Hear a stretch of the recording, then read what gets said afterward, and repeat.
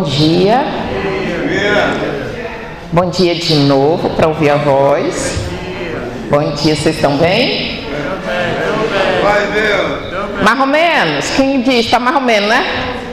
Mais ou menos já é uma coisa boa também. Meu nome é Carla, eu sou da Casa Alta de Souza, aqui da Candangolândia. Hoje eu vim falar um pouquinho para vocês sobre o capítulo 1 do Evangelho segundo o Espiritismo. Esse capítulo, ele é intitulado Não Vim Destruir a Lei, que já é por si só uma frase que a gente já pensa assim: não vim destruir a lei. Qual lei? E aí a gente vai trabalhar isso. Bom, deixa eu só explicar um pouquinho sobre a minha pessoa. Eu não sou uma palestrante que eu só falo. Então, se alguém se sentir à vontade para falar alguma coisa, por gentileza. E também não sigo muito as regras. Eu trouxe aqui algumas anotações. E aí, dentro dessas anotações, a gente vai tentando trilhar um caminho de pensamentos no qual vocês se sintam acolhidos e se sintam à vontade também para participar. Bom, Não Vim Destruir a Lei é o capítulo 1 do Evangelho segundo o Espiritismo, que nos fala especificamente sobre as 3 revelações que vêm no mundo. Só que daí a gente pergunta primeiro, né? O que é lei? Todo mundo sabe aqui o que é uma lei? Quando a gente fala em lei, eu tenho que cumprir uma lei. Oi? Pedir? Tá, é mais ou menos. O que a gente coloca como lei é uma regra, é um costume, né, que a gente tem que seguir. Vamos colocar da seguinte maneira, são regras, né? Aqui vocês moram aqui nessa instituição. Mora longe? Aqui perto. Aqui perto? Ótimo. Mas na casinha de vocês não precisam seguir regras? Então... Você tem filhos, exatamente. Então, por muitos anos, desde que a gente nasceu, a gente segue regras, correto? Então, a lei, ela é baseada nisso, de a gente seguir regras e costumes. E nós temos 3 revelações naturais. A primeira delas é Moisés. Já ouviram falar de Moisés, possivelmente, né? A lei mosaica que foi colocada, nós temos 2 leis distintas aqui, e aí vocês vão me permitir aqui uma colinha, que ele fala assim, de 2 partes distintas da lei mosaica. A lei de Deus, que foi promulgada lá no Monte Sinai, quando Moisés subiu, né? E aí você tem os 10 mandamentos e a lei civil e disciplinar estabelecida por Moisés, que ela foi adaptada aos costumes da época no qual Moisés vivia. Então Moisés tinha, e essas leis podem ser confundidas, né?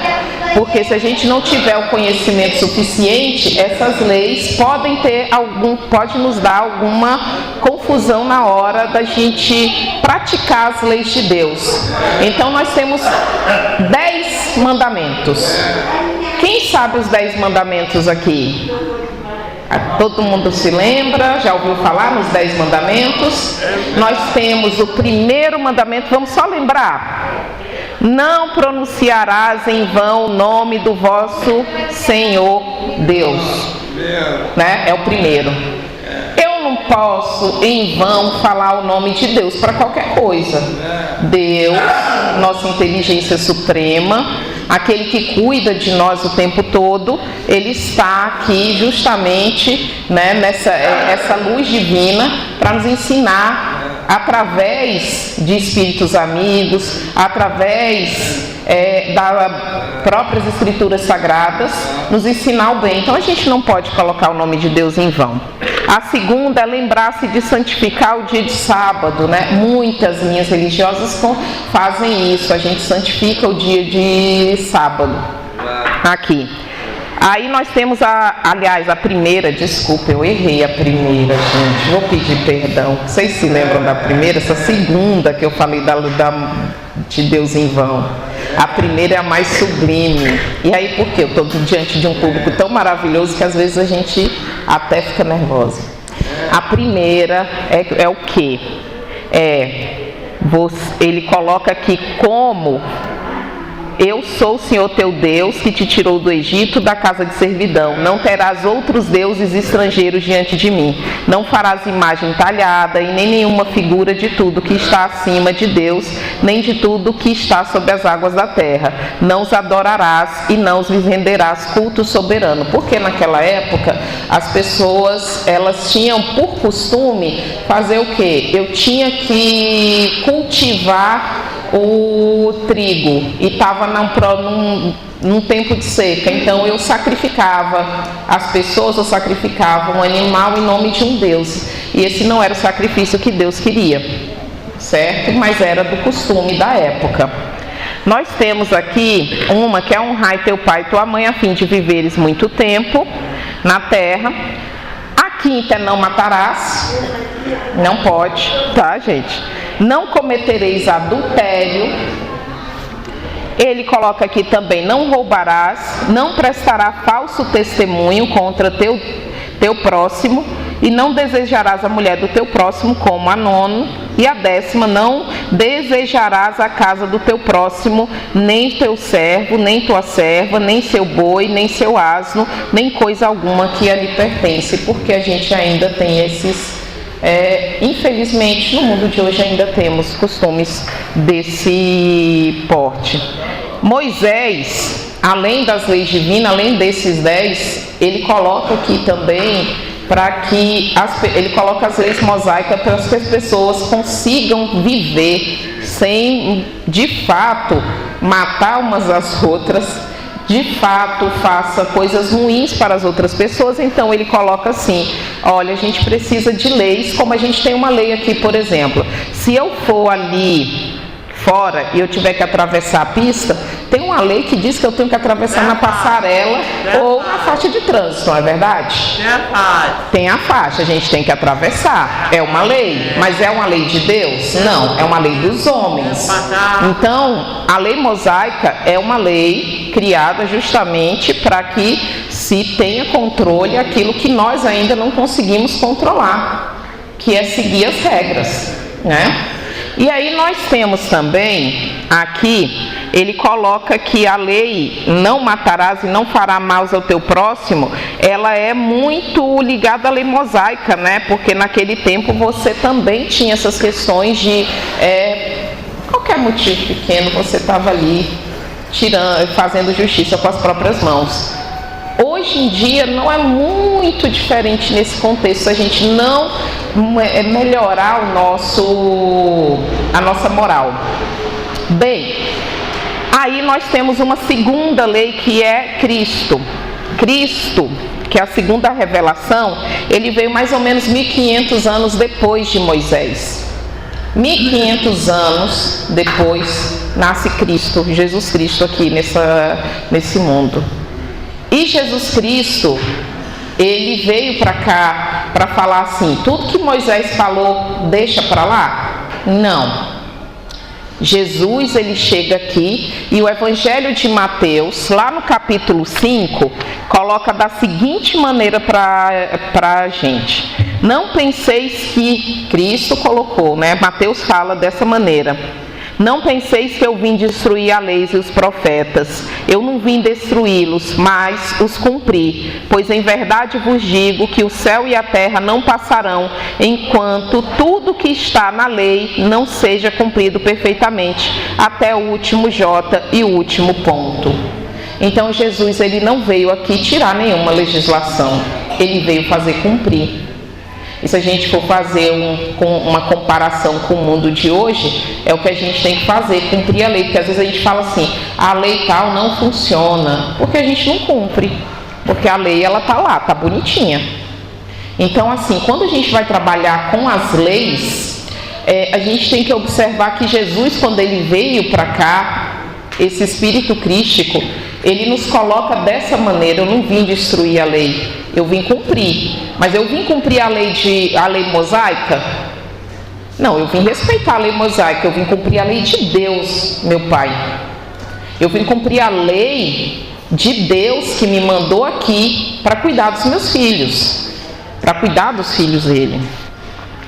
E aí nós temos, tanto é que a lei de Deus é uma lei que ela é eterna. Inclusive no Livro dos Espíritos, a partir das perguntas 629, ele vai falar sobre cada uma das leis, né? Das leis relacionadas às leis morais, né? Desde a lei do trabalho, a gente vai ter várias leis ali passando para que a gente possa ter um entendimento. Mas aí a gente fala um pouquinho mais para frente quando a gente fala da terceira revelação. Então, essa aqui do Livro dos Espíritos, na terceira parte ele fala justamente das leis morais. E quando Jesus fala que ele não veio destruir a lei, a gente pode lembrar da parábola do bom samaritano. Porque a parábola do bom samaritano, ele coloca de uma forma clara que existia um povo que não se dava muito bem, vamos colocar assim, né? Que morava em Samaria, não é o nome? Eu estou tentando lembrar aqui. Dos bons samaritanos, né? E aí o que acontece? Se Jesus tivesse vindo destruir a lei, o que ele teria feito? Quando ele conta essa parábola, ele teria falado: olha, você só pode aceitar ajuda. Veio lá boas pessoas para ajudar a pessoa que estava ferida, mas foi o bom samaritano que levou a pessoa para ser socorrida. Se Jesus tivesse essa ideia de destruir a lei, ele só aceitaria as pessoas que estivessem de acordo com a ideia dele. E hoje em dia a gente tem muitas coisas que é relacionada a isso. Eu só vou me relacionar com a Dona Maria se ela comungar da mesma ideia que eu. Se ela não comungar, eu não vou me misturar. E aí você já está ferindo a lei de Deus. Por quê? Porque Deus manda. Aqui Jesus ele coloca como a primeira lei suprema. Quando o fariseu questiona ele, né? Qual era a primeira lei? Ele fala: amarás o Senhor teu Deus sobre todas as coisas ali e ao próximo como a ti mesmo, não é isso? Jesus não manda a gente amar ao próximo? E a primeira não era amar a Deus? Ele não resume essa lei? Então ele resumiu basicamente os 10 mandamentos e qualquer lei que exista no mundo através de uma só. Ele resumiu. Se você ama Deus, você vai fazer mal a alguém? Você vai maltratar os animais? Você vai roubar? Você vai proferir falso testemunho? Você vai fazer coisas que não está de acordo com o que Jesus coloca para a gente? Não vai. Então ele resume nessa parte. E aí quando ele resume que você tem que amar o teu Deus e o teu próximo, ele também está falando do bom samaritano. Ele também está falando de Maria Madalena, ele também está falando de vários outros que ele percebe no meio do caminho ali, que ele vai ajudando. Mas ele ajuda porque ele tem que nos ensinar pedagogicamente que nós somos filhos de Deus, que nós precisamos aprender a amar. E aí às vezes a gente não sabe amar porque nós não descobrimos ainda o que é o amor. E o amor, gente, ele começa dentro de nós, porque existe uma coisa bem pequenininha quando ele coloca assim: amarás o teu próximo como a ti mesmo. Se a gente perguntar às pessoas se elas sabem se amar, será que elas sabem? Porque as pessoas confundem, por exemplo, vaidade com autocuidado. Será que vocês se cuidam? Será que eu tomo meu remédio na horinha certa? Será que eu respeito quando alguém fala comigo alguma coisa? Você sabe por quê? Porque não é a outra pessoa que tem que falar isso. Esses dias eu estava conversando com meu pai. Meu pai é um senhor jovem de 75 anos, né? Mora comigo. E aí, esses dias ele falou para mim, ele falou para o médico, para o gerontologista dele, falou assim: minha filha é muito boazinha comigo, minha filha é ótima, minha filha é maravilhosa. Que filho não quer ouvir um elogio desse, né? E aí ele falou a seguinte frase: ela é meus pés e minhas mãos. E o médico falou, sabe o que para ele? Pode, seu Erasmo. Você sabe por quê? Porque você ainda tem pés e mãos. Você ainda tem como se cuidar. E papai tem um probleminha de locomoção também, né? Então, assim, é pesado quando a gente coloca nas mãos dos outros o fardo da nossa felicidade. A nossa felicidade, ela tem que partir da gente, nas pequenas coisas. Eu trabalhei uma época aqui, eu não sei se alguém lembra, porque já tem mais de 10 anos e eu fiquei muito pouco tempo, mas fiquei o tempo necessário para muitos de vocês me ensinarem assim: minha filha, a vida anda. Inclusive, eu acho assim que eu estar aqui tentando explicar alguma coisa no qual vocês passaram a vida inteira. Mas a gente vai trabalhando isso, sabe, burilando, porque vocês nos ensinam todos os dias. As cuidadoras, quando elas estão aqui, elas estão também ensinando através do amor, né? Mas para transmitir o amor, elas precisam se amar também. E como que é esse amor? Como que é esse cuidado? Será que em casa eu estou me cuidando? Porque se eu for viver na dependência do outro cuidar de mim, eu não estou falando da dependência física não, gente. Eu estou falando da dependência daqui, ó. Aqui Jesus nos ensina. Quando ele fala amar ao próximo como a ti mesmo, eu só projeto no outro, eu só transfiro para o outro aquilo que eu tenho de bom. Se eu pegar na sua mão, você pode? Aí você transfere. Se eu pegar na sua mão e distribuir amor, é porque vocês estão me doando amor também. A gente só vai onde a gente quer, porque existe uma lei imutável que Cristo também nos deixou aqui, que é lei divina, que é livre-arbítrio. Eu só faço aquilo que eu quero. Até o tempo, aí você fala assim, não, mas existem as leis que limitam aquilo que eu quero. Com certeza. Porque, por exemplo, na aula de ética, eu sou professora. Na aula de ética eu falo para os meus alunos assim: se eu quiser, eu posso matar uma pessoa? Eu posso. Mas eu devo? Aí entra essa questão. Porque todo mundo já teve um momento que ficou chateado, com muita raiva, tudo mais. Mas existem momentos também de amor. A vida não é tão só ruim, não é tão só sal e não é tão só doce, mas a gente precisa aprender a temperar. E às vezes é isso. Hoje a gente está aqui, está um friozinho, não está? Se a gente pensar, tem dia que está um calor que vocês não aguentam. Não é? E aí a gente não sabe se reclama do frio ou do calor, como é que a gente faz? Vai, a gente veste a blusa, exatamente. Aí a gente tem uma regra: esfriou, a gente tem que vestir o casaco para não ficar doente. Esfriou, a gente tem que se cuidar. Então, amar o próximo como a ti mesmo é começar se amando também. É começar sabendo que se está frio, eu tenho que cuidar de mim primeiro. Como que eu vou exigir que meu colega ele vista uma blusa de frio se eu não consigo colocar uma blusa de frio em mim? Vocês conseguem compreender nesse sentido? Então, assim, tá frio, tem dia que a gente fala assim, meu Deus do céu, como é que eu vou? Eu acho interessante que mesmo frio, vocês estão aqui num domingo de manhã para me ouvir. E não sabe nem se for ouvir coisa boa. Tomara que escute coisas boas. Toma banho bem cedinho ou castigo? Aí você pergunta, onde está a lei de Cristo aí? Onde está a lei de Deus nesse sentido? É porque o banho faz parte da higiene, a higiene ela vai deixar você saudável, não é isso? Mas às vezes a dor, ela é porque dói, né? Tomar banho cedo. A pele, não é? É a questão assim. Existe uma frase que ela diz assim: todo mundo quer ser diamante, mas ninguém quer ser lapidado. Quando a gente trabalha nas leis de Cristo, de Deus, quando a gente se cuida, a gente aprende a cuidar do próximo, a gente aprende a ouvir o próximo na sua necessidade real. Então, eu vou fazer por ele o que ele quer que eu faça e não aquilo que eu acho que é bom. Mas aí, às vezes, você pensa assim, papai também toma banho cedinho, mas ele não gosta não. Ele fica chateadíssimo comigo. Mas aí eu falo para ele, também vou tomar banho, pai. Hoje eu tomei banho, lavei até meu cabelo, que ontem eu trabalhei à tarde. E no local onde eu estava, estavam assando carne. Gente, eu estava um churrasco puro.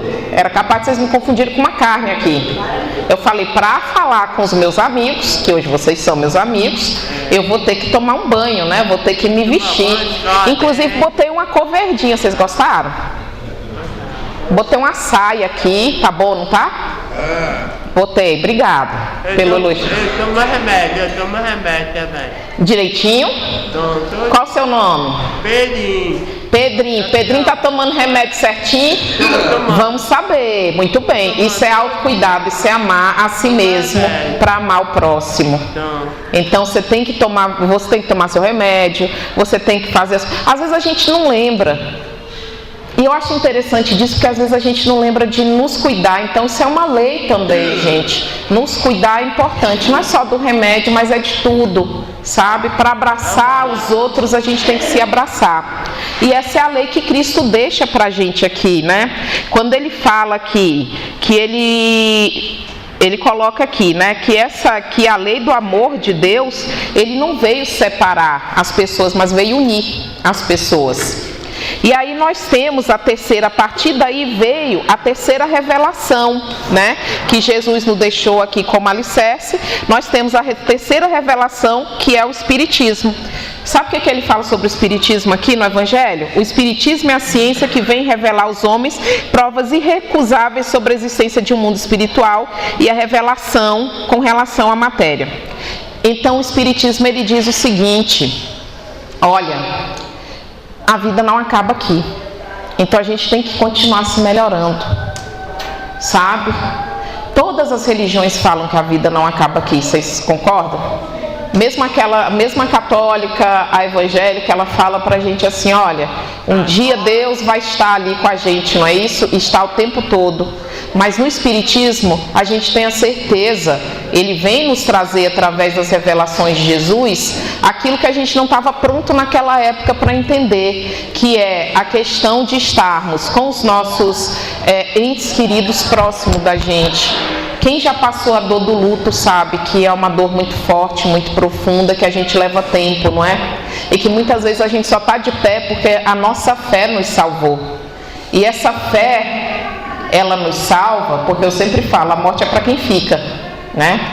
A gente é que fica com essa dor, com a ausência das pessoas. Mas a gente também entende que a misericórdia divina, ela é tão grande que ela nos deixa uma revelação que fala justamente sobre os nossos reencontros. E aí o Espiritismo vem falar também sobre a união entre a religião e a ciência, que às vezes não se dá muito bem, mas está aqui. Então ele fala da ciência, da importância dessa união, e essa união, ela nos convida a uma fé raciocinada, não uma fé irracional. Eu não posso, todo final de ano eu falo: Deus, deixa eu ganhar na Mega Sena, eu acho que sua filha está pronta, deixa eu ganhar dinheiro. Aí Deus fala: será que está pronta mesmo? Mas eu não ganho, né, gente? Obviamente. Mas aí a gente observa essas questões, porque não é uma fé raciocinada. Para eu ter um ganho, por exemplo, para eu hoje trabalhar, eu tive que estudar. Então existem etapas na nossa vida que a gente vai evoluindo. Espiritualmente é a mesma coisa, você tem que trabalhar, você tem que se burilar. E aí nessa etapa a gente consegue construir dentro da gente uma fé na ciência e uma fé também na religião. E a gente vê hoje em dia, por exemplo, agora a gente tem a vacina da gripe. A vacina da gripe só é possível porque Deus deixou. Porque Deus permitiu que fosse criado ali, os cientistas fossem colocados ali para criar uma vacina para cuidar dos seus filhos, para que ele não sofresse de uma doença que trouxesse tanta dor para ele, porque é muito difícil. E por aí a gente vai tendo várias provas da existência dessas revelações que todo dia nos deixa essas questões relacionadas ao amor. E aí, sobre essas três revelações, gente, a gente não deve esquecer que o Espiritismo, ela vem dar continuidade às outras duas, ela vem colocar em prática. E o amor ao próximo é a resposta que a gente tem. E Jesus, ele prega o perdão, o amor, mas também falou que algumas verdades, elas precisam ser compreendidas através dos tempos, porque se a gente for parar para pensar, a vida mudou de quando eu tinha 5 anos de idade, 10 anos, 20 anos, quando eu fui casado, quando eu não fui, enfim, quando eu vivi, eu vivi. E será que eu vivi? E aí eu termino não com uma frase de Jesus, mas com um provérbio africano que eu gosto muito, que fala assim: quando a morte te encontrar, que ela te encontre vivo. O que isso quer dizer? Que você viva enquanto você tem a vida. que você esteja aqui, que a gente estava aqui numa música tão linda aqui, que você viva esse momento, todo mundo cantando, então todo mundo está vivendo. Todo mundo sendo ABC, então todo mundo está vivendo. Se a gente está conversando, a gente está vivendo. Então, enquanto a gente estiver nesse plano, que a gente esteja vivo, que a gente não desista da gente. Que a gente saiba que Deus, em sua misericórdia, Ele também não desistiu. E Ele colocou pessoas, essas pessoinhas que estão ali fora aguardando vocês, elas cuidam de vocês e elas estão deixando alguém em casa para estar aqui. Ou um filho, ou um marido, ou quem for para estar aqui, mas estão aqui cuidando de vocês como se vocês fossem e vocês são também da família, porque aqui é uma grande família. E eu acho que o grande legado das revelações é a família, é o amor, é o perdão, é a caridade, é a gente dar as mãos uns aos outros. E eu fico muito grata e agradeço, não sei se eu consegui passar, agradeço ao Paulo César pelo convite e espero reencontrá-los em breve, tá? Fiquem com Deus, que Jesus abençoe vocês. Amém. E até. Vamos fazer uma prece? Então eu convido a todos vocês nesse momento, a todos os nossos irmãos, a fechar os olhos. Elevar o pensamento até Deus. Elevar o pensamento até Deus significa que a gente pode pensar na natureza, que a gente pode pensar no amor divino, que a gente pode pensar em coisas boas, que a gente pode pensar num riacho límpido, na natureza de uma forma geral, que nos traz energia de amor, que nos traz energia que renova o nosso espírito na fé da existência de uma força divina que é Deus Todo-Poderoso. Pai amado, Jesus querido, que possamos sair daqui desse refeitório melhor do que entramos, na certeza de que o Senhor está conosco sempre, cuidando, e que possamos conversar todos os dias com o nosso anjo da guarda, para agradecermos a saúde concedida, para agradecermos os cuidados recebidos, para agradecermos, Senhor, acima de tudo, a presença da Sua palavra, do Seu amor e da caridade nas nossas vidas. Agradecemos a presença de todos os irmãos aqui presentes, encarnados e desencarnados. Agradecemos a pleite de espíritos amigos, agradecemos a Nossa Senhora. Que possamos, Senhor, sentir a energia de amor entrar em cada célula do nosso espírito, do nosso corpo físico, e que se nós estivermos precisando de saúde do corpo físico, mental e espiritual, que ela possa ser restaurada através da nossa fé, raciocinada, da nossa crença, e que possamos cada dia mais seguir os seus passos na seara do Cristo. Que assim seja, graças a Deus, graças a Jesus. Convido a todos a um Pai Nosso coletivo. Pai nosso, que estais nos céus, santificado seja o vosso nome, venha a nós o vosso reino, seja feita a vossa vontade, assim na terra como no céu. O pão nosso de cada dia nos dai hoje. Perdoai, Senhor, as nossas ofensas, assim como nós perdoamos a quem nos tem ofendido. Não nos deixeis cair em tentação e livra-nos, Senhor, de todos os males. Que assim seja. Amém. Graças a Deus. Obrigado a todos pela presença, obrigada a todos pela escuta ativa, obrigada. Que Jesus ampare e proteja vocês sempre, que vocês sejam felizes e cuidados. Que assim seja. Amém.